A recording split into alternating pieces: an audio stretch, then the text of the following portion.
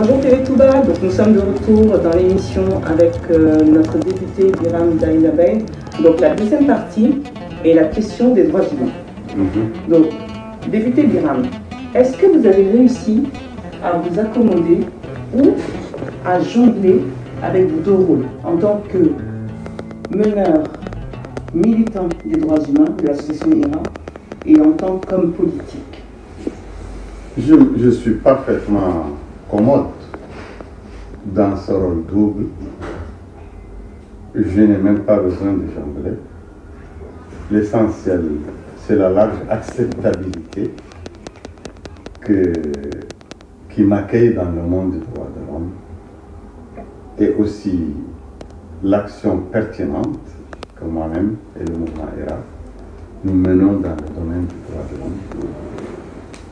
Mais aussi très à l'aise dans le rôle politique que je joue en Mauritanie, surtout lorsque le projet politique présidentiel que je porte, ainsi que le projet de société du Parti RAD, ont créé l'adhésion large de beaucoup de populations en Mauritanie, dans toutes les catégories des populations, des composantes nationales, et sur toutes les régions, dans toutes les régions nationales. Ceci se manifeste par l'engouement des foules lors de nos rassemblements, de nos visites à l'intérieur, mais aussi par les urnes, le vote massif en notre faveur dans toutes les élections que nous avons, dans lesquelles nous avons été des acteurs. Et vous savez bien que le baromètre d'excellence en matière politique, ce sont les urnes. Et comme le baromètre d'excellence en matière de droits de l'homme, ce sont des actions courantes, le changement de mentalité, des idées, le soutien aux victimes, mais aussi les distinctions à travers les institutions neutres internationales pour les droits de l'homme. Et qu'avez-vous comme projet? Parce que là, vous parlez d'élections présidentielles qui vont se dérouler en 2024.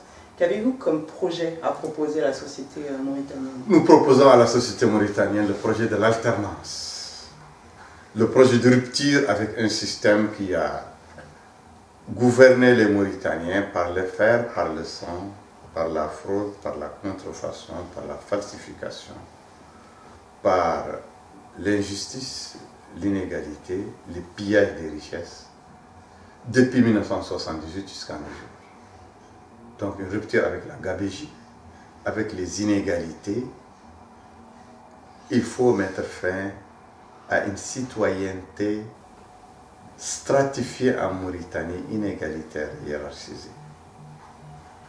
Il faut qu'on mette fin à des citoyens de première zone, premier degré, et d'autres citoyens de deuxième, troisième ou quatrième degré.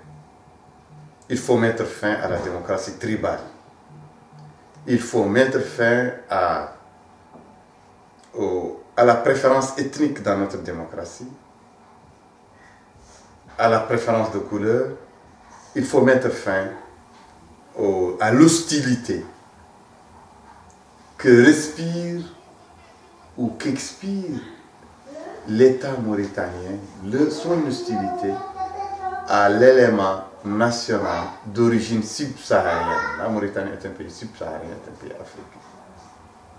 Les composants Tahratin, les composants Wolof, Soninké, Bambara et Pel, toutes catégories, strates sociales confondues, sont d'origine subsaharienne. Donc c'est la majorité des populations. À l'œil nu, visible à l'œil nu. Il faut cesser cette prédisposition de l'État mauritanien à discriminer la majorité de ses citoyens. Sur le plan économique, sur le plan social, sur le plan culturel, sur le plan des langues, sur le plan électoral. Car nous assistons à un apartheid électoral qui se met en place à travers le refus de l'enrôlement et de l'inscription sur les listes électorales des communautés haratines et noires, et aussi le refus des leaders noirs de percer en matière démocratique, c'est-à-dire tout leader noir qui a un projet capable de se hisser au niveau de la présidence, au niveau du sommet de l'État, il est obstrué par des lois qui sont dont les coups sont tordus, comme la loi des partis politiques, et la loi électorale, la loi sur le code électoral est tordue pour empêcher et pour obstruer l'ascension des personnalités noires. Député Biram, vous avez dit que plein de personnes, surtout la population négro-mauritanienne, est discriminée et ses droits sont bafoués. Que pensez-vous au niveau du recensement biométrique? Vous savez que la démographie en Mauritanie a été utilisée sur cette démographie, sur la démographie, c'est cristallisé l'élite communautaire en Mauritanie lorsqu'en 1978, après le coup d'État contre le président Mokhtar Ould-Daddah, les élites arabo-berbères qui se sont accaparées de pouvoir ont utilisé l'ethnie, le racisme, le tribalisme pour évincer les Noirs de leur citoyenneté. Et ce phénomène est allé crescendo, surtout lorsque la communauté Haratin a connu un éveil et a connu des mouvements très ambitieux, et surtout lorsque le mouvement abolitionniste ira a transformé la question Haratin en question capable de structurer toutes les luttes en Mauritanie.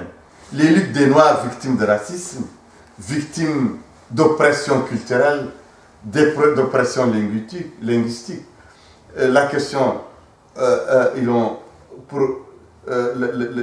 la dynamique de libération des Haratin structure aussi la lutte pour les droits des travailleurs, la lutte même pour les jeunes hommes d'affaires morts et l'élite moderne et moderniste qui voudrait assurer la paix dans un pays, la paix durable, assurer une vie durable, sécuriser la paix civile en lâchant du lest, en s'impliquant dans une approche citoyenne qui englobe tout le Mauritanie. Toutes ces catégories qui ont des ambitions éparses trouvent leur compte dans le mouvement abolitionniste qui est capable de mobiliser. Mais qu'est-ce qui fait, concrètement parlant, par rapport à cette problématique? Parce qu'il y a quand même des citoyens qui aujourd'hui n'ont pas de pièce d'identité. C'est ce que je veux dire.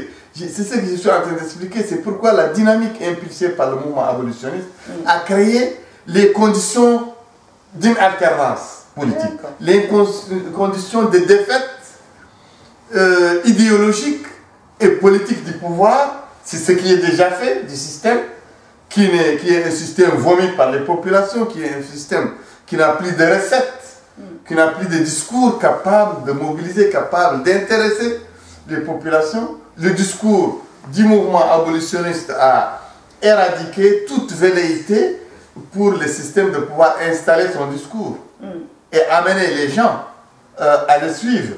Maintenant, l'autre phase, c'est la phase électorale. Et le système ne voulant pas aller dans des compétitions régulières avec le projet de société du mouvement abolitionniste Irak, personnifié par moi-même, par Biram. Donc, il met les bâtons dans les roues. Donc, la menace est là pour le système et il faut la juguler. Il faut la juguler en interdisant le parti de l'alternance, le parti RAN. Il faut la juguler en obstruant l'inscription des Mauritaniens susceptibles de voter pour notre projet de société dans les listes électorales. D'où le recensement. D'où le recensement est bloqué pour la majorité des Haratin et des Noirs. Et aussi des déshérités parmi les morts. Okay. Je comprends mieux. Donc, par rapport à l'histoire de Guidi Mara, il y a eu des événements qui se sont passés dernièrement. Que pensez-vous de ça par rapport à l'esclavage statutaire et coutumier? Il y a eu des personnes qui ont eu d'énormes soucis. Par exemple, l'histoire de Maimouna Sissoko et l'histoire aussi qui s'est passée à Diokuntro, où des personnes ont été accusées de meurtre. Que pensez-vous en fait de cette situation-là qui se passe en Mauritanie? Bon, la situation sociale de l'esclavage en milieu soninké, en milieu mour et en milieu pularophone sont des situations de gangrène, de maladie pour ces sociétés qui n'ont pas encore démystifié l'esclavage dans leur société. Je pense que la cure sera très douloureuse là où l'esclavage est le plus enraciné. Je pense que les Maures ont déjà vécu des soubresauts avec Ira, avec l'incinération des livres, avec beaucoup de batailles, beaucoup de face-à-face très durs entre la société et les abolitionnistes. Donc, je pense que maintenant, c'est le tour de la société soninké. Et la société Peul aussi va suivre. Plus l'esclavage est enraciné, plus la cure, le remède est douloureux. Je pense que j'appelle les membres de la société soninké à accepter la réalité douloureuse de l'esclavage chez eux. Il ne sert à rien de nier l'esclavage coutumier et statutaire en milieu soninké, en milieu Peul et dans beaucoup de milieux d'ethnie de l'Afrique de l'Ouest. Il faut prendre le taureau par les cornes et le combattre. En tout cas, dans notre projet de société que nous ambitionnons pour la Mauritanie, nous dans le Parti RAC, nous pensons utiliser un remède efficace pour l'esclavage. La répression systématique par la loi, par une juridiction forte de toute velléité esclavagiste concernant les coutumes, concernant les terres, concernant même l'apologie de l'esclavage, concernant même l'esclavage dans le domaine cultuel et religieux, dans le domaine des mosquées. Nous comptons le réprimer et maintenant nous soutenons sans réserve les populations qui luttent contre l'esclavage en milieu soninké, en milieu polar et en milieu mour. L'affaire de Maïmouna Sissoko, comme tout esclavage en milieu musulman, c'est les femmes, c'est la gente féminine qui a payé les prix les plus gros. Pourquoi cela? Parce que dans même l'utilisation des lois qui justifient, qui codifient l'esclavage et qui les légitiment, la femme a une double peine. Quand elle est esclave, elle descend de personnes esclaves, donc elle est esclave, mais elle est aussi femme.